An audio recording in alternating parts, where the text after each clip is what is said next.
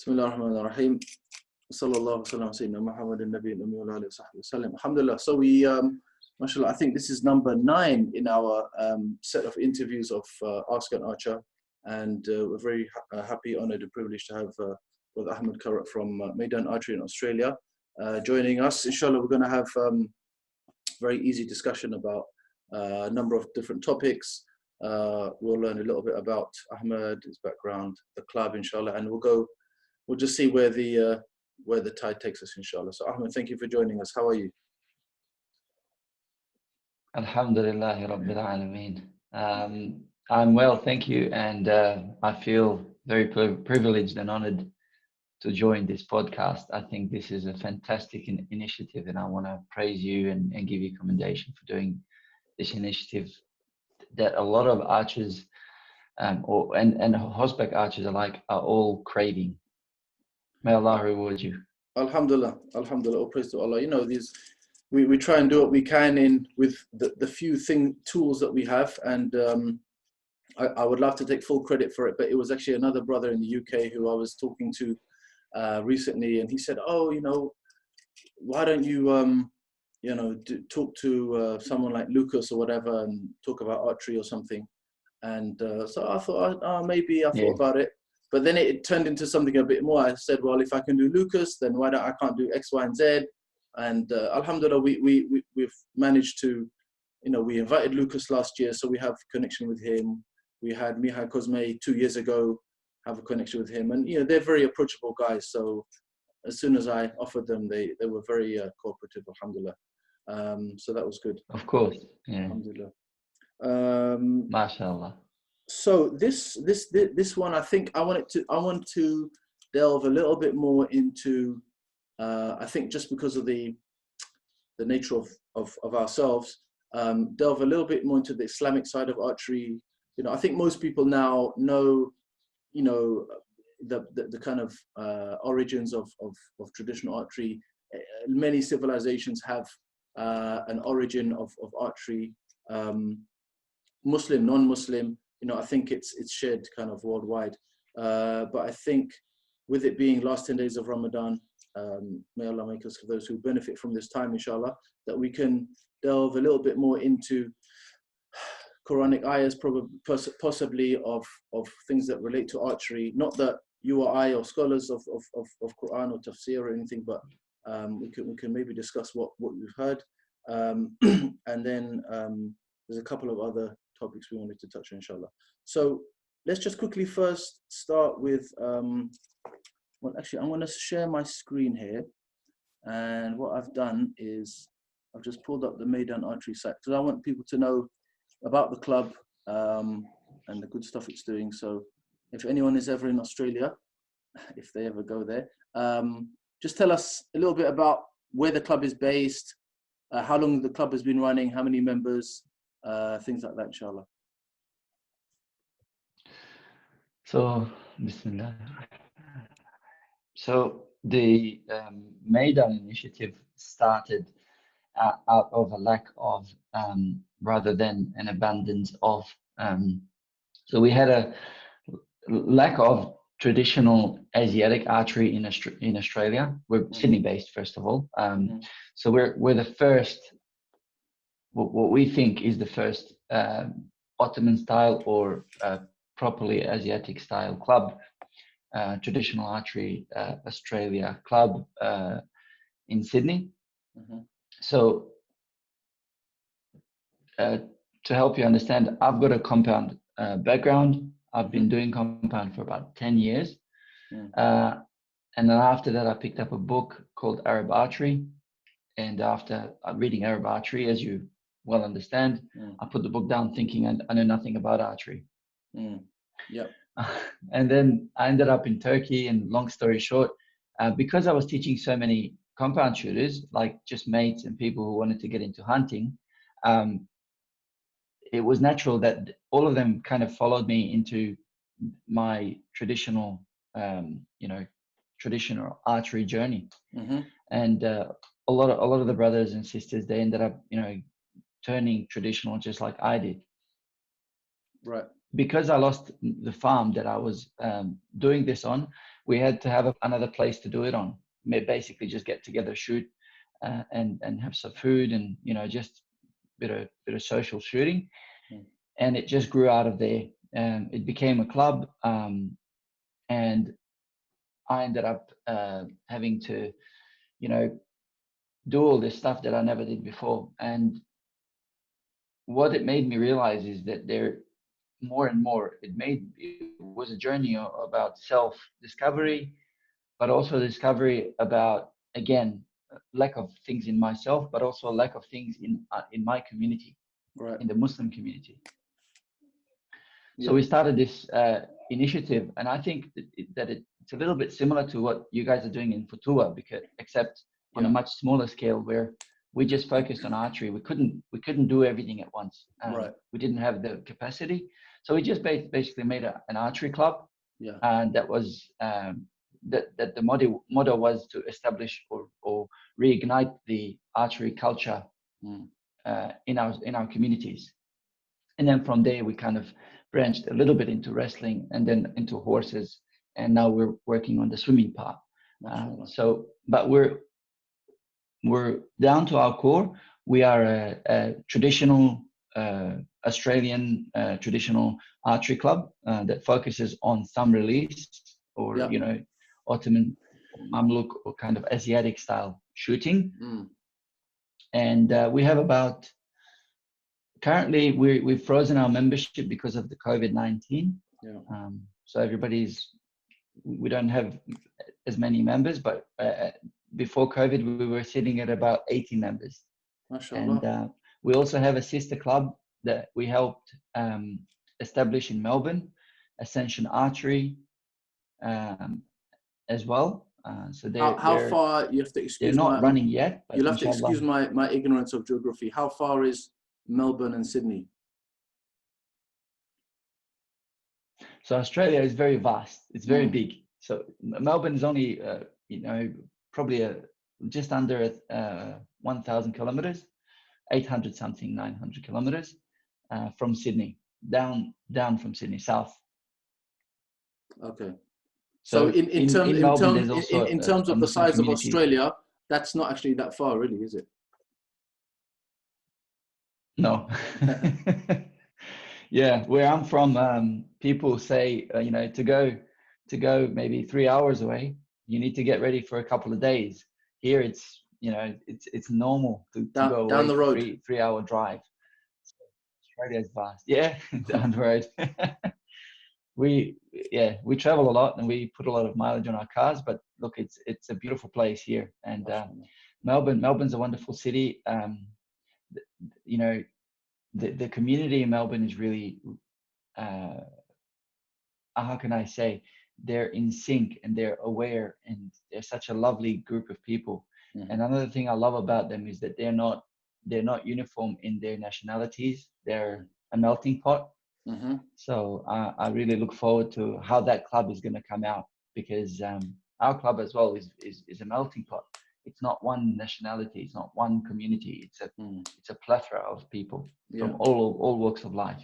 And that's a beautiful thing about Maydaan and Ascension, is we accept people from everywhere. It's not that we're a certain group of people. It's that we're trying to provide, similar to your motto, archery for all. It's basically trying to promote to everyone equally. Yeah, alhamdulillah. Yeah, and not discriminate. I did want to ask about, I mean, Australia has its history of immigrant minorities that have come in. I know there's a big group of Lebanese, Palestinian, maybe North African, etc., that have settled there. And the cities that you're in, Sydney and Melbourne, like you said, they are quite multicultural. So it's very important that you do have a club that is more inclusive than exclusive. Yes. So it was also, again, it came out of a lack of rather than an abundance of. So when I was practicing compound archery, and when I was doing archery, I felt that, I wasn't as accepted, or the archery community wasn't as accepting. And when I wanted to learn, so I always ended up having to kind of not, in my culture, we say I had to steal knowledge.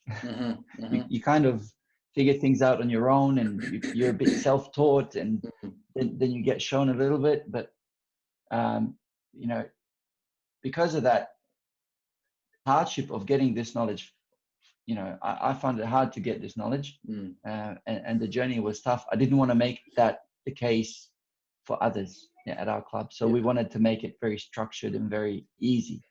Without me sounding too, you know, prejudiced or playing the racist card, nothing like that. But I think it's just, we have to call a spade a spade.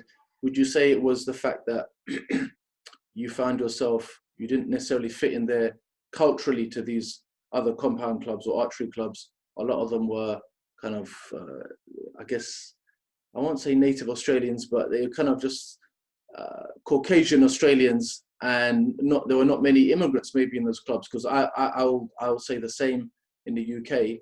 In much of the archery clubs here, they're very welcoming and friendly, but when you go around to a lot of them, you just don't see a lot of non-whites, if I could put it that way. And I'm not in any way, you know, saying anything racist or anything. I'm just telling it how it is. So it's an interesting point you raise, and I think it's a really good point. Thank you for raising it, and I think it's important.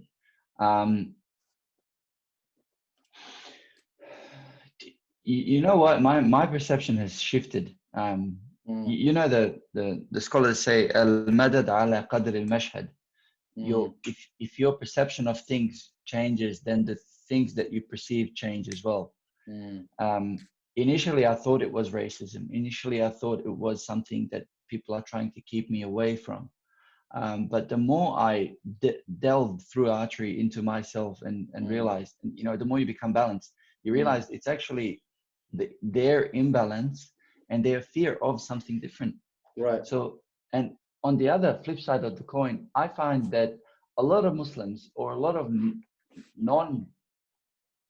people not from this society try to fit in by accepting what is theirs and trying to kind of make this facade of, hey, look at me, I'm a compound shooter and I fit in with you guys. Or here, I'm a longbow shooter and I have archery just like you. And we try too hard. I found that when we were doing that, you're not as respected or accepted. But mashallah, now, when we go to events, we are extremely well received and so respected. Why? Because I'm wearing my cloak that is meant for me. I feel that this type of archery suits me and my heritage, my background. And I carry myself with a certain confidence, and I project a very positive aura when I shoot like this. So much that those that would have initially been labeled as racist, you see them change and you see them become inclusive and try and facilitate for you. And you know what? The people change. They have a sense of respecting what you have, because you're carrying it with confidence and honor. Honor and confidence. And you know what? And you're not hugging, you're not competing, you're just sharing. And when you are positive, and then when your perception changes of people, then those people have to change. They can't be racist. They can't be non-inclusive, because they see something beautiful and they want it. Right. So it's, and then of course they want to show their beauty. And if it's about beauty, and if it's about art, and if it's about, you know, inclusiveness, and when you're coming in with a positive mindset, their mindset, even if it was negative, sometimes changes. Yeah. That's what I found anyway. So in Australia, you know, outsiders may find us racist, but when you look deep down, I think just people are a little bit afraid or just misinformed. Yeah, exactly. I think it's ignorance of the other, right? You know, they've maybe not come in contact with someone from Lebanon, from Bosnia, from wherever it might be. So initially, everyone's going to have a bit of hesitation, but I think it's not just, you know, it's a two-way road. We can't just say, oh, they have to include us. We also have to break that barrier and meet them on that bridge halfway. You know, we can't just say, oh, they must be including us all the time. We have to come out of our homes and go to these clubs and make an effort, build that bridge and show them, look, we got red blood like you, we got similar feelings like you. You know, the only thing is a different color skin, and we might, you know, put our heads on the floor a couple of times a day and do some funny stuff, but really we still have what's in common, the love of archery, whether it be for sport or for discipline or for religion or spirituality, meditation. At least we can come together on that rather than find the things that make us different, you know? I completely agree. And if that doesn't work, we can always make our own club and invite Exactly. them over. Right. Exactly. That's it. Yeah. There's nothing But to stop us doing that. The That's important, right. what I find is that the important thing is that I feel that our youth is losing their, not losing, kind of losing. I don't know if I'm using the right words, but I find that our youth isn't wearing their colors properly. Mm-hmm. So I find that instead of doing our sports, in my opinion, our sports are wrestling, archery, riding, and swimming, or swimming and running. I find that they go and try and do soccer or rugby or other sports. Right.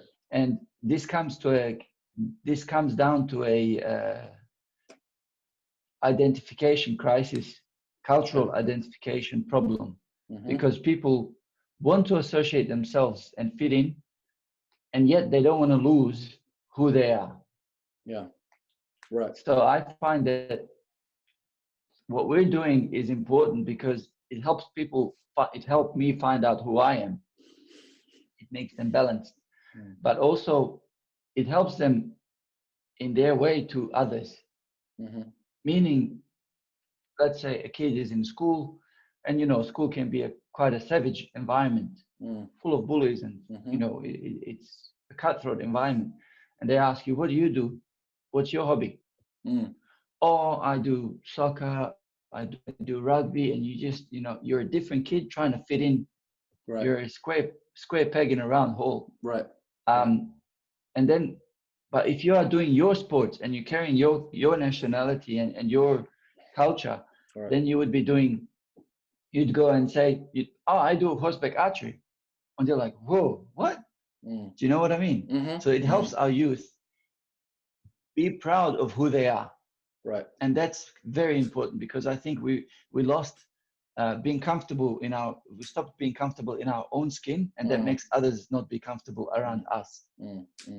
It's a bit like horses, isn't it? A horse is a community animal, and because if one horse is grazing, then the other one's watching out. They watch out for each other. And the problem a lot of people they have with horses is that the horse doesn't trust them enough on the ground to look out for them. Right. And then the horse starts having to look out for itself and loses the trust.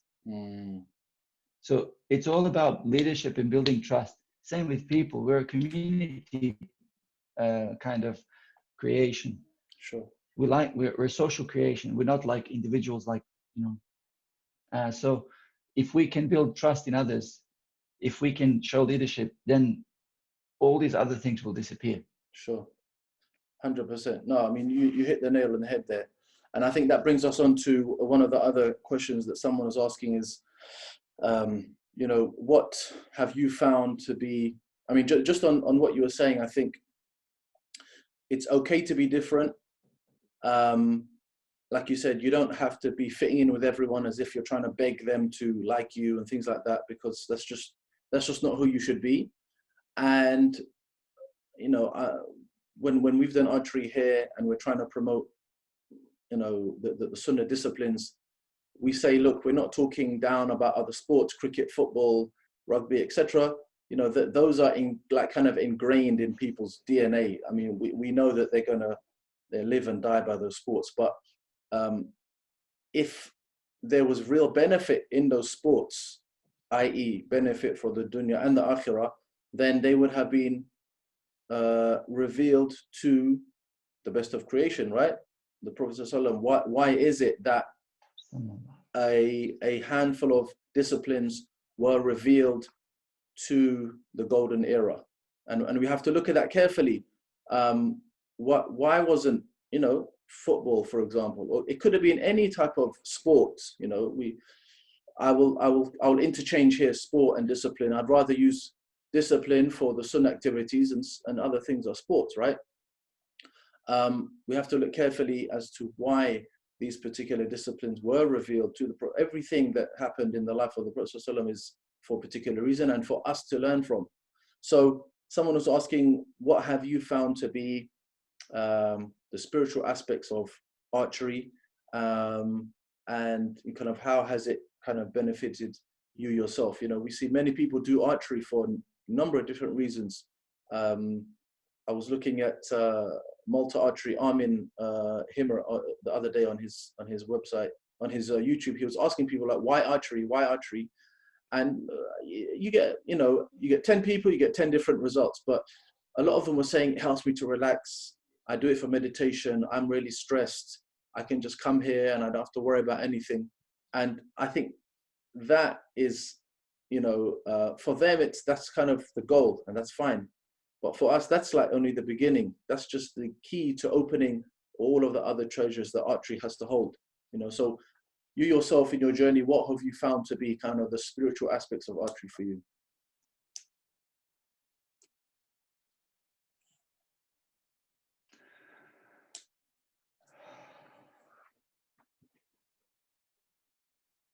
So a few people helped me. So my teacher introduced me to archery when I was at university. He recommended that it would do me good.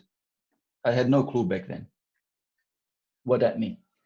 It was only recently that I discovered through a brother called Muhammad Ishaq about temperaments and about how, because prophetic medicine, we know like there's prophetic medicine, there's the 4 temperaments in prophetic medicine. And you mentioned stress and all the internal factors of these disciplines. You call them disciplines, which I find very interesting. And not because I thought it was better or worse, I just didn't think of discipline. And again, your view of this and my view, you get different fingers on the hand, they're all different. So it's very fascinating. And I'll ask your opinion about why you call it discipline later. Maybe it might be interesting conversation. But what I found with archery and the spiritual dimension through Brother Muhammad Ishaq, who talks about the 4 temperaments of people. So you've got in Islamic studies and other studies, you've got like air, fire, earth, and water temperaments. I think it's sanguine. I don't know the names. Anyway, all he aims to do through that is balance people. Because you are your best self when you are imbalanced. Sorry, my daughter was here. No problem. She's welcome. She can join us. So, so I was saying, he made me discover this. He said he was talking about the different temperaments, and we know that the Prophet focused on language and the 4 faculties in the Sahaba, and we know that archery builds, certain traits. So basically, what it is for me, it's about establishing balance. Doing archery for the sake of establishing balance as a human being, and doing horse riding as a way to achieve balance as a human being. So some of us will naturally be inclined to one of the 4 Sunnah arts or disciplines more than others because of our natural temperaments. So going back to your question as to why or what has it taught me, is that the question? Yeah, what has it opened up for you, internally, spiritually? What has been the benefits for you? So the simple answer is balance. I think any of the Sunnah arts or disciplines are meant to help you achieve balance. Why archery? Another brother who went to Arabia to study horses, he said the first question they asked him there, they said, because I put archery and horses in the same bucket, and wrestling and swimming, because it's all things or disciplines that help you achieve inner balance. That's why they're so important. They're not just for fun. and you know better than me what there's a lot of hadith and there's a lot of narrations about these Sunnah arts or disciplines. He said when he went to study horses, first question they asked him, how was your life before horses and how was your life after? Horses, how was your life after? And he said, every person I've asked so far, they said, my life after horses has improved. MashaAllah. Any person you ask that's doing archery correctly for the right reasons should answer that question. Archery has improved my life. Wrestling has improved my life. So has swimming. So it's about, I learned so much through archery about myself, about my community, about my background, heritage, culture, you name it. And I continuously learn. I'm no master. To be honest, I don't think I belong on this podcast. I'm just helping you out. But I don't think we are worthy of this. So you're just making up the numbers. Archery should reflect. That's it. I'm just nobody. But what I'm saying is, archery. When you're doing archery, I know people in my club. They had issues with waswas. Like it's a common sickness that a lot of people suffer in our community. It's when you are in your prayer and you want to say takbir al-ihram, for example, for the Muslims out there, when you're praying, you can't start your prayer properly, and you can't focus on your prayer. I know people who were, alhamdulillah, they got shifa, they got healing from archery from this disease. Ajib. I know people who have, and there are psychologists in the club. They are freaking out because they're seeing improvements of people's psychological state. So there's so many proofs of doing archery and doing it, the right way. Meaning doing it the right way, meaning not just as a sport. So going back, people can view archery as a sport, and here it has been viewed as a sport. But the key to doing archery properly is not to view it as a sport like you do. You view it as a discipline. And when your view of archery changes, then archery itself will change. And then in that process, you will change as well. Right. Definitely, 100%. I noticed there on the website, I was very interested and linked to what you're saying. All of these things are linked together. They're connected. We don't just do archery individually by itself. Archery has a link to swimming, has a link to wrestling, etc., etc. Actually, one more thing I was going to say is that you mentioned about the four temperaments and balance, and these are all things that reminded me of when we do the Fatua program with Sheikh Ibrahim. May Allah protect him. He was talking about this in some of his classes, and he reads from.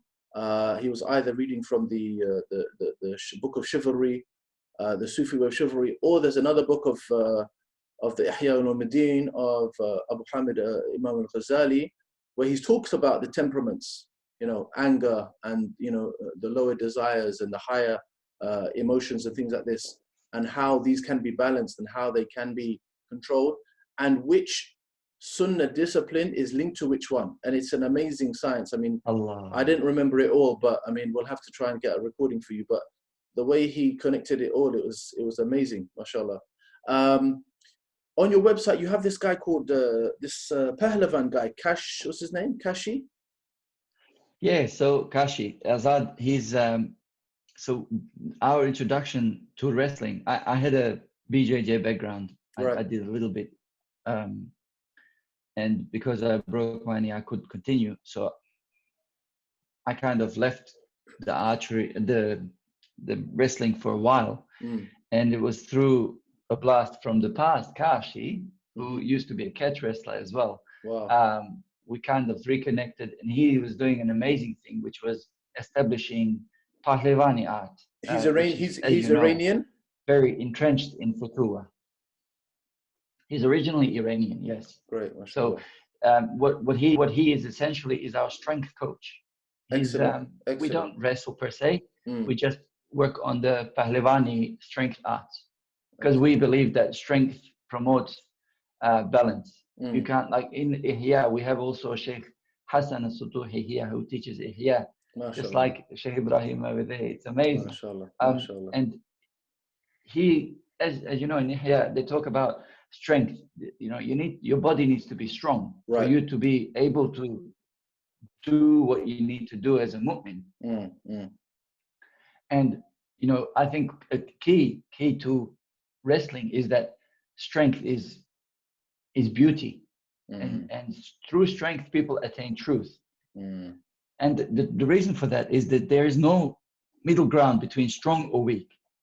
You can't say, I'm between strong and weak. Nobody says that. Either you are or you're not. Right. Either you are strong or you're not strong. That's it. The other thing strength teaches you, apart from balance and other things, is that your view of strength isn't how heavy an object you can pick up once. Strength is how persistent you are, how long you can last. That is strength. And that shows you in life about what is strength for a human being, male or female. Is it to be like, let's say, for a student, if he's cramming his exams, some people, they just study the last 5 hours of before their exams and they go in. That's not strength. The strong study throughout the year, and they just keep uniform. That's strength. So through Kashi and his initiative, which is separate to Maydaan, we wanted to be connected to him because he was, first of all, kind enough to join us as a strength coach, and second of all, because there's so many alignments between Zorhane and Maydaan. They do. So Alhamdulillah, we're very honored to put him as our strength coach on Maydaan. And what he's doing is promoting what he calls now a version of Pahlewani arts, which is Persian. He calls it Persian yoga. Excellent. And basically, it's 3,000-year-old discipline of strength training for wrestling. MashaAllah. It's amazing, especially in the picture you have there where he has the clubs. You know, this particular exercise is excellent for shoulder mobility, shoulder strengthening, and this is exactly what we need in archery. Any archer who's done archery for long enough will know that you can't shoot if you don't have good, you know, back muscles, back tension, shoulder movement, etc. It's not just your finger on the string or your thumb and you pull and shoot, especially if you want to start pulling heavy poundage, whether it be traditional or recurve compound. If you cannot engage good back tension, you don't have good strength. And we're not saying you have to be a big strength kind of bulky person, but obviously you need good form, good alignment, etc. But like you say, having that good basic strength is very important, you know. And if we look back to history, I think any Aboriginal society, and it's I guess it's just coincidence we're talking to you in Australia, but any Aboriginal, any proper native community or people would have had they would have archery as part of their civilization, you know. She needs something. Yeah, she can you go and wake Mama up? No problem. If you need to go and do something, we can pause and come back. Yeah, just pause and I'll just see her real quick. No problem. Okay. So yeah. So what I was saying was, so strength conditioning, very important. Any Aboriginal culture that we see, you know, the original people of a particular land. It's interesting that, and this is kind of one of my arguments of the fact that archery is a very fitri discipline, a fitri activity, is that if you look at many different Aboriginal civilizations, they all feature archery in their miniatures, in their pictures, in their drawings, you know, whether it be for survival, hunting, defending their people, attacking. Archery is always prevalent. So if you look at sub-Saharan Africa, the tribes in the desert, if you look at the rainforests of South America, if you look at the Aboriginals in Australia, you look at the original people in the steppes, you know, Europe and, you know, all the way through to Korea and Japan. You know, how is it that all of them have archery? They may not shoot all the same, they may not have the same type of bows, etc., but they all seem to have this this art of archery. You know, was it that at one point all the continents were together and they kind of had a meeting and said, hey, someone said, I've got this great idea, it's called archery, and we share it out? You know, no, it didn't happen like that, you know. So how is it that, and this is kind of just an open-ended question, that how is it that all these Aboriginal communities have archery? It's because, Wallahu Alam, is that it's an innate discipline that that God reveals to you know, pure people, Aboriginal people, because it's linked to, you know, the divine. It's linked to prophethood. You know, God knows best. You know, what essentially. what do you think on that?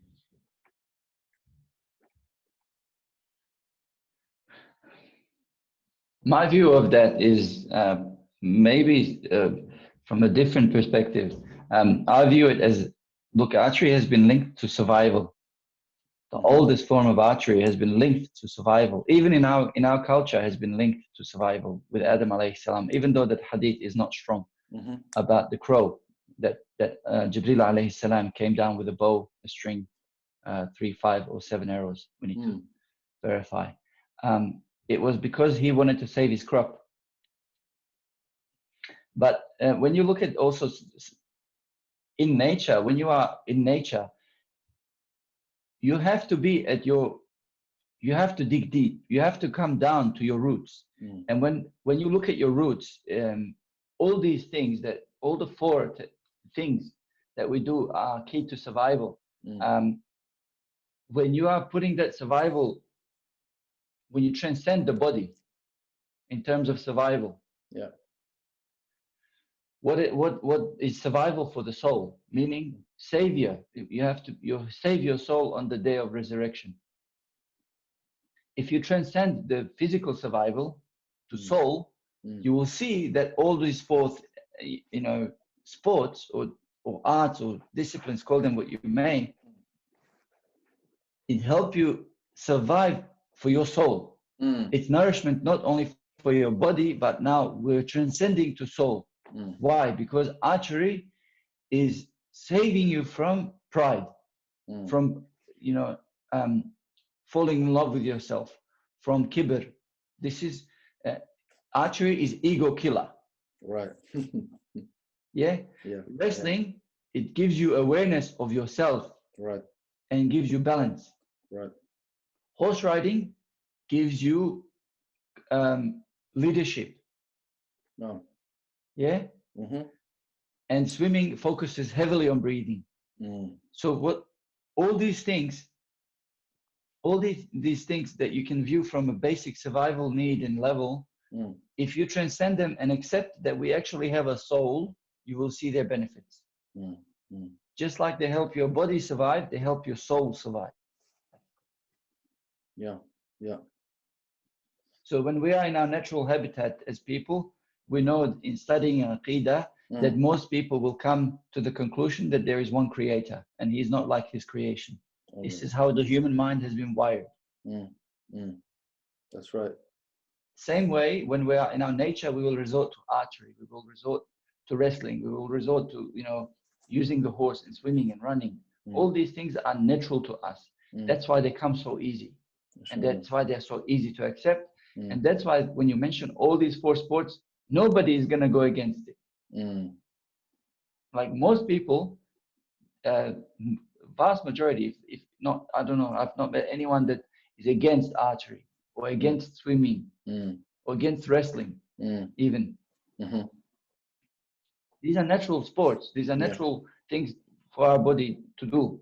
Because that's what we did for as long as we were alive. Right, correct.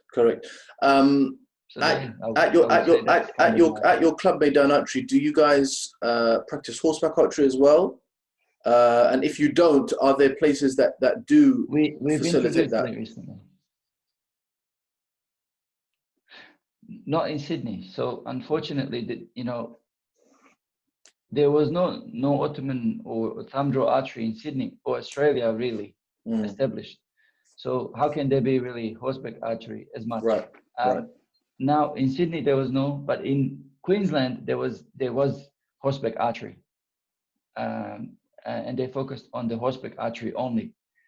So with our club, it's only been a year since we've done horseback archery, and that was with the introduction of Mihai Cosme, because most of the people in the club were not horse riders. So since Mihal came, that kind of journey started, and we've been working with Sasha Buchmann, who is now, she was kind of established by Mihai's wife as the horse master for Maydaan. Right. And she follows the Furusiya principles of horsemanship.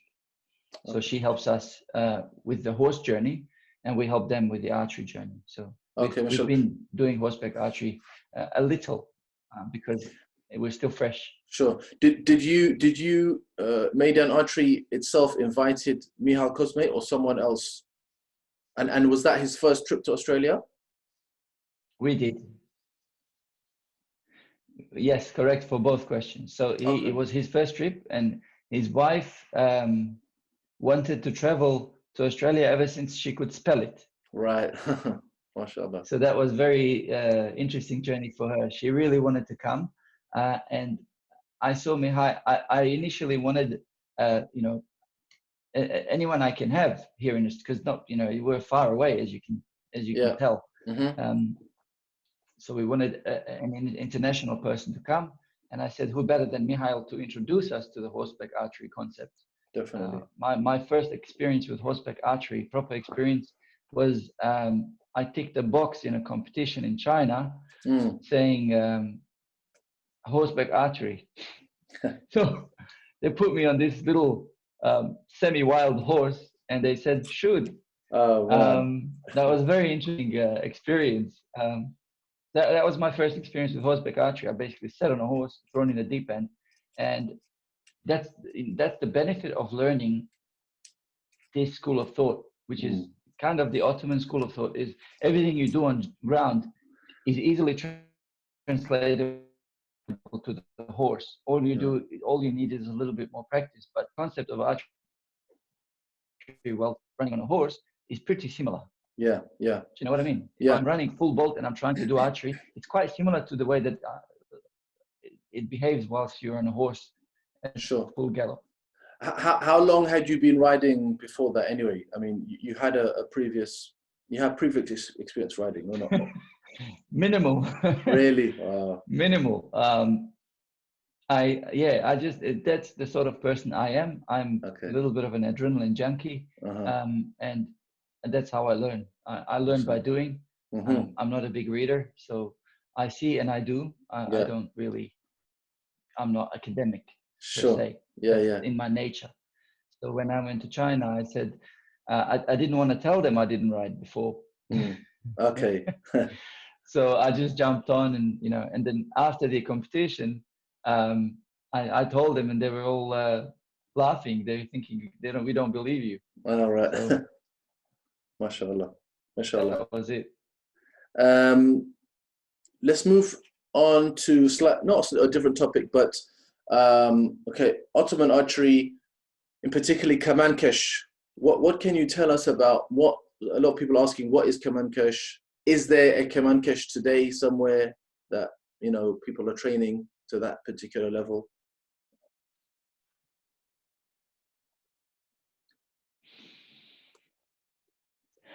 Again, the way you view it, we seem to be having a common theme. المشهد على قدر المدد على قدر المشهد.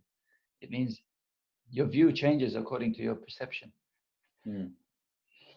If I was to ask a purist, a master, someone like Murat Ozveri, whom I had the benefit of learning for a very brief time in Turkey from, he would tell you a kamankesh is a definition of somebody who can shoot 900 gez or a certain distance in flight archery. And then if you ask someone like Mihai Cosme, he will tell you a kemankesh or a complete archer is somebody who can shoot fast, precisely, and powerfully. So depends what your definition of a kemankesh is. To me, I'm leaning more towards Mihail Cosme's definition of kemankesh, and I've structured our club more towards that definition. That's why when I say kemankesh, some people may understand it because I'm using the way that Mihail explains kemankesh and not the archery. So a kemankesh should have speed, precision, and power, because without speed he's exposed, without precision he can't, is useless, and without power, I mean, he can't hit his target. Without power he can't take his target down. To me, that's on the battlefield and in the martial sense makes more sense to call kemankesh that than the Mustafa Khani's definition. And also during Mustafa Khani's definition and that time, archery was more taking a shape of what we would call sport, or what we would call more siloed and less mainstream. So more for people who have time to do it and less for people who have to do it, you know, for war purposes or for survival purposes, which I think is the purest form of archery. When you view archery for survival, when you shoot like your life depends on it, that's when you shoot best. Sure. And that's when you are at your best as an archer. So that's how we define kemankesh at Maydaan. We define it somebody who's able to shoot, have at least one of those three disciplines, or even best mastery of three altogether. MashaAllah. Yeah, I guess that can make sense. It has a relevance in the real world as well. and I know that you're not necessarily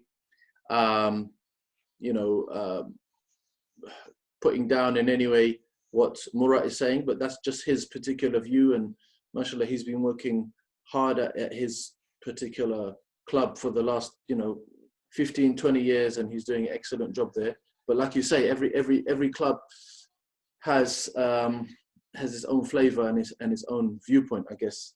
I wanted to move on to another question. Someone's asked, they said,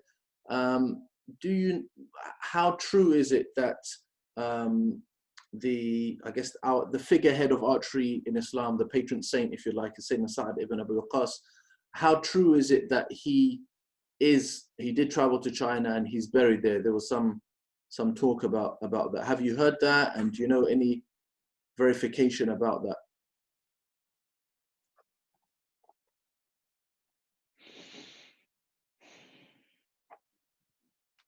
I'm not a scholar or historian, so all I can do is transmit what I heard from scholars or people who I consider to be knowledgeable enough to speak on this subject. I would love if Sa'd radiallahu anhu was buried in China, because my own nafs leans to that interpretation. But all the people of knowledge that I've asked have narrated that yes, he traveled to China, but he went back and he was buried in the Biqa'. That is the most the graveyard of Medina, the Baqiyah, yeah, the special graveyard, Baqiyah. And this is, I was basically shot down because I was like, yeah, he's in China. There's a maqam in China, right. But unfortunately, I have to break my nafs and say the thiqa is in that he's buried in Biqa', and that he's in Medina Munawwara. But he, as far as I heard, he did travel to China. He accomplished his mission, and he came back to Rasulullah. Because Sa'd radiallahu anhu was praised to never fail. He's never failed the mission given. He's never failed a battle with the Prophet. Yeah. It was present in every single one of his ghazwa. MashaAllah. He was one of those guys that you could just, he was a machine. Yeah, that's right. MashaAllah. What a character. And I think also that reflects on what an archer should strive to be. Mm-hmm. Somebody who always completes, follows through. Following through in archery is key. Mm-hmm. And the people who use the proof that he's buried in China use that very follow through of Saad, because Right. Saad was known to never go against the saying of the Prophet. And they say because Prophet alayhi salam died before he could usher another or give him another order, he said, so the last order counts. He sent me to China, so I'm going back, and I'm not, that's it. Right.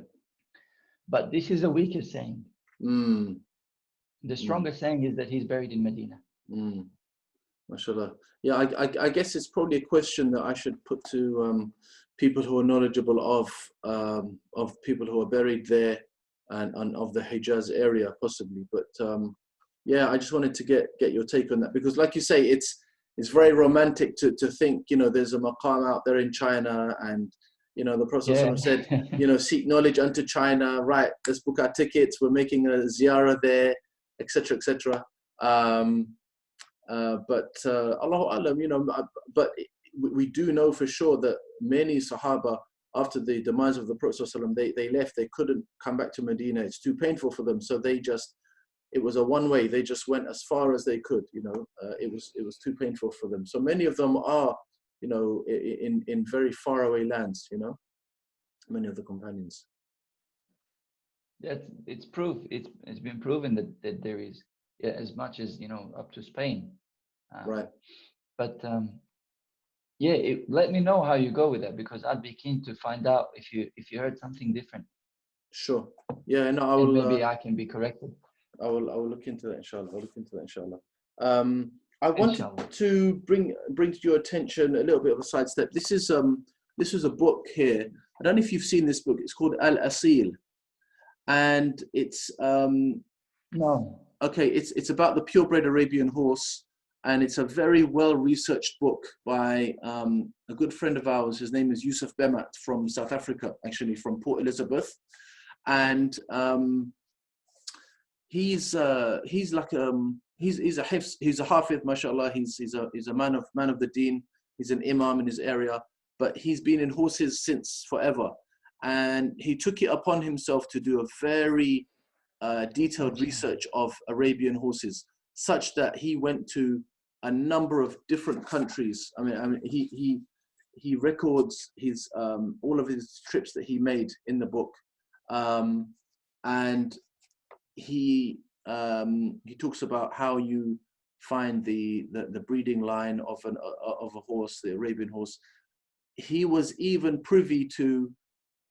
He got into very close circles with some royalty in the Muslim world, who had obviously the top horses, and he was able to see the horses and study them, etc., etc. So for the last 2 years now, he's actually been coming on the Futur program with us, and mashallah, he is basically the horse guy now. So people that when they have a horse riding lesson, Maulana Yusuf, he's in charge of their riding, and you know, he does his own horse archery in South Africa, and he, like yourselves, he's trying to grow it there, and mashallah, he's doing a good job. So if I mean, I'll send you the ISBN number and things like that, but maybe you could let people know, whoever's interested in your club and for sure. Ascension Archery, about it. It's an extremely well researched book, and anyone who appreciates and knows about horses will really find it very, very beneficial. How do you find the Arabian horse for horseback archery? Because I own Arabian. I just recently found out the Prophet had, you know how he had five mares. There's a saying about his 5 mares. Right. And I think it's called Al-Kuhaili. Mine relates back to her. So, mashallah, mashallah. I love her even more now. Mashallah, mashallah. All the Arabian horses kind of have her go back to one of those 5 mares. And we know that the Turks used Arabian horses in horseback archery, but Mm. how do you find Arabian horse for horseback archery? Firstly, I don't own a horse. Secondly, I've only maybe ridden one or two Arabians in my short time of horse archery. So initially, I found them very fiery, sometimes hard to control. However, if you want a good speed, I mean, they're excellent for speed, and they have excellent stamina. And this was actually something I asked Alkan, who's the guy that runs Mamluk Archery in Turkey. He's from Ankara, and he's been in horses all his life. He has Arabians as well, and I asked him this question: how does he find the Arabians? He said, "Look, it's like anything. Every horse has its own temperament. You just have to work with the horse, and it has to learn what your commands are." But generally, the Turks, yes, they prefer the old thoroughbred racehorses, who are super fast. They have good stamina, and a lot of them turned out to be Arabians as well. And he's another interesting guy who knows very much about. He does horse breeding.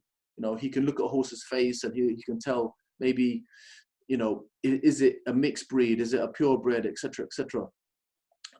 So, I mean, I wish I knew more about horses, or I had a horse, but for me, it's just, and for everyone, it's maybe a costly thing. But I don't know, I've ridden a number of different horses, but I found, if I went to a competition and I see, if I had a choice between an Arabian horse and a non-Arabian horse, maybe due to my novice riding skills, I would probably avoid the Arabian. I feel someone has to be quite a good rider to be able to control an Arabian, because I just find them very, very temperamental, very fiery. However, if you can control that, they're awesome. They're awesome.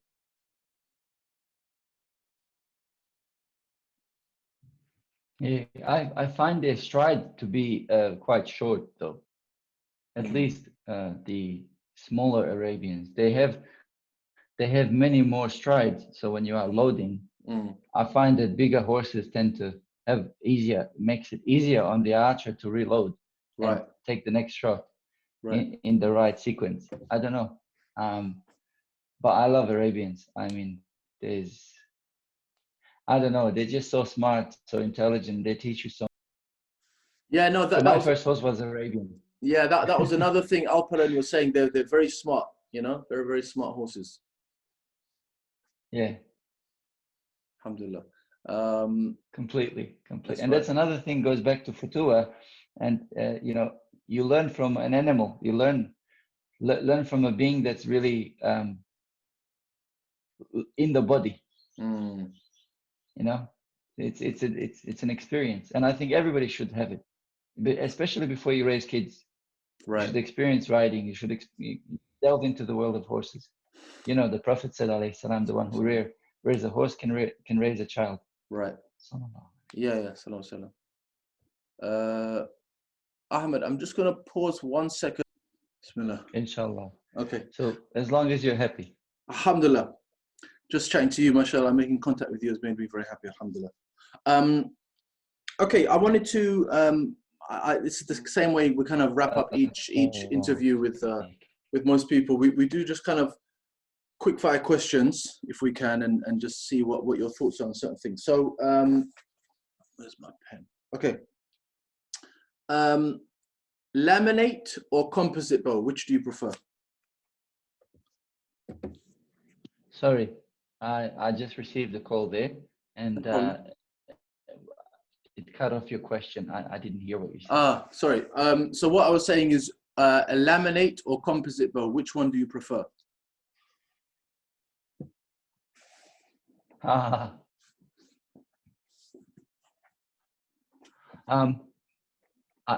would say lemonade. Mm-hmm. Because that's, yeah, I would say lemonade, because composite is I think only certain people to go into that. So yeah, lemonade. Okay, mashallah. In terms of different horseback archery tracks, you know, you have Hungarian, you have Korean, you have Polish, for example.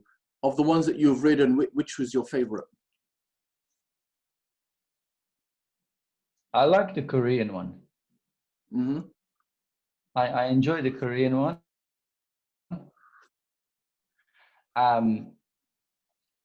I've not, but yeah, Korean is what I'm most familiar with, so I'll go with that. Okay, mashallah. Wood or carbon arrows?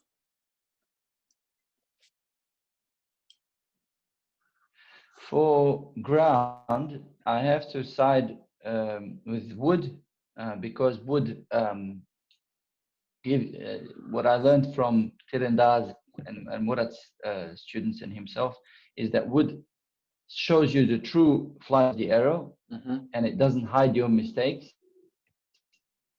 So if anything, it amplifies your mistakes. So when you shoot wood, for horseback, I would definitely pick carbon. For horseback archery or even hunting, I would always pick carbon because it's just so uniform and it doesn't break. If I fall from a horse with a quiver full of wooden arrows that I pay, it's quite expensive, chances are that many of them will break. And if I fall from a horse with carbon arrows, chances are most of them will survive. Yeah, true. Yeah, I think we both had experience of that. Maybe an obvious question here, but falling. yeah, the falling, exactly. Turkish, or okay, if you didn't shoot a Turkish bow, what other bow would you shoot?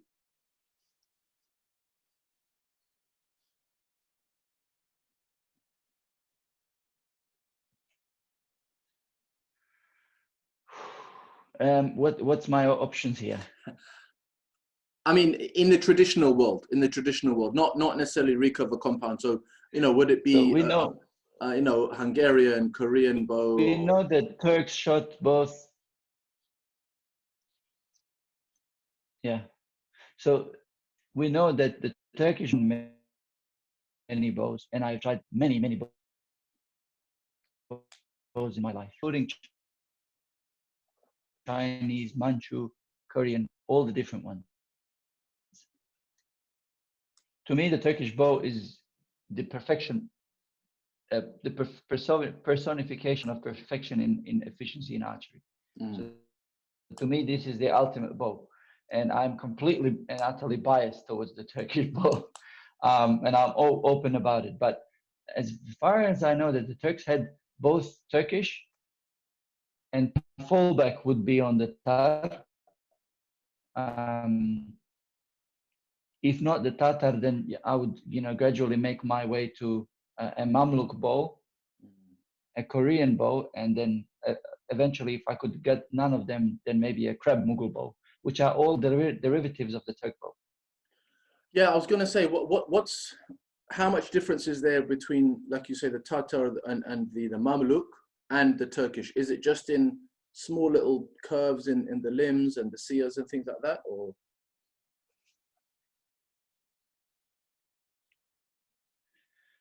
You might want to ask somebody who is very knowledgeable in this, but my limited understanding of it is Turkish bows, or Ottoman Turkish bows, were designed to shoot light arrows fast and able to shoot heavy arrows as well, but they're designed to shoot light arrows fast. Tatar bows were more designed or inclined to shooting heavier arrows. Now, when you look at Mamluk bows, are like the Turkish bows, and the Krab Mughal is like the Tatar.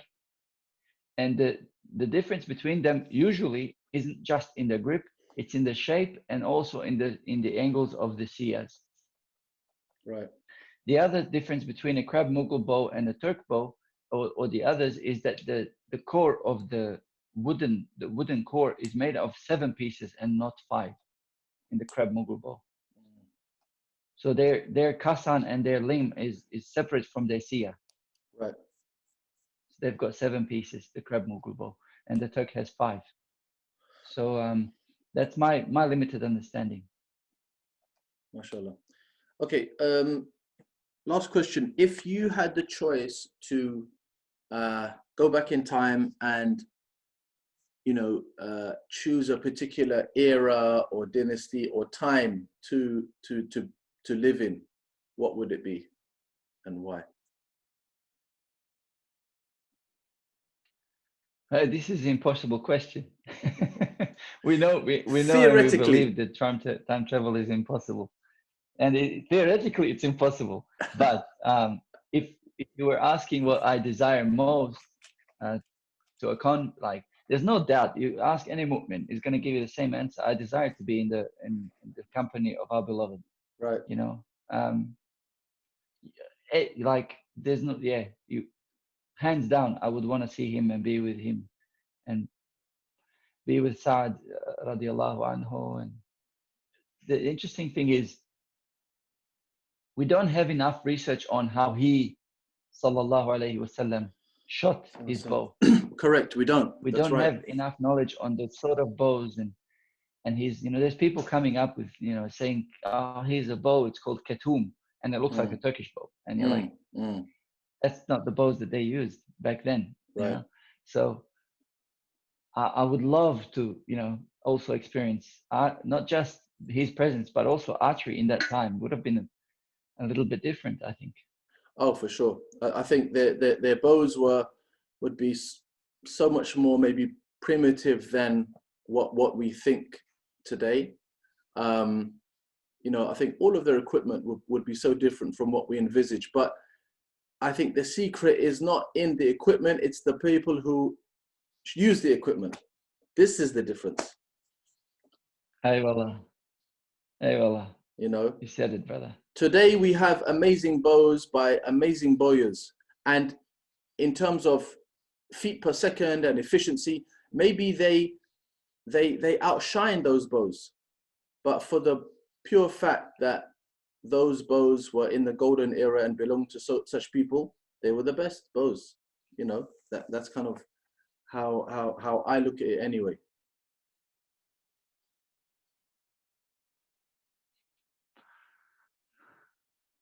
Why do some ulama say Medina is the best city and not Mecca? Right. It's a city. It's a city like Mecca. Mecca is a city. It's a piece of ground. A ground here or ground there, doesn't matter. A bow here, a bow there, doesn't matter. You said it's because the people who are in it. Medina has in it buried the best of all creation. That's why some ulama said Medina is number one. And some others said, no, Mecca is number one. So similarly to the bows, if I knew a bow was blessed by the touch of one of those hands that we mentioned, I wouldn't hold any other bow. MashaAllah.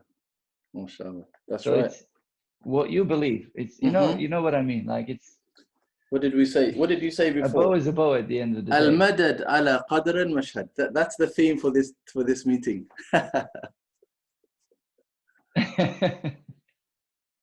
Hey, wallah. May Allah make us understand this, myself first and others. Ameen, inshallah. Ameen, inshallah. Brother Ahmed, we could go on for a long time, mashallah. I don't want to keep you too long. Jummah Mubarak to you. It's Friday with you there in Australia, and our Friday is just beginning. So may Allah give shifa to the Ummah on this blessed day, Friday, and may we make a lot of salam and salawat on the Prophet ﷺ on this Friday, inshallah. And may these last 10 days be an opening for me and for you and all the Ummah. And we pray all the barakah and openings for your club and for traditional archery and archery generally in Australia. And you know, may you continue to be a leading light there, inshallah, and showing people how it's done properly, and being a good example for Islam and for the Deen and for traditional archery as well, inshallah. Ameen, inshallah. May Allah give you 10 times more. Ameen, inshallah.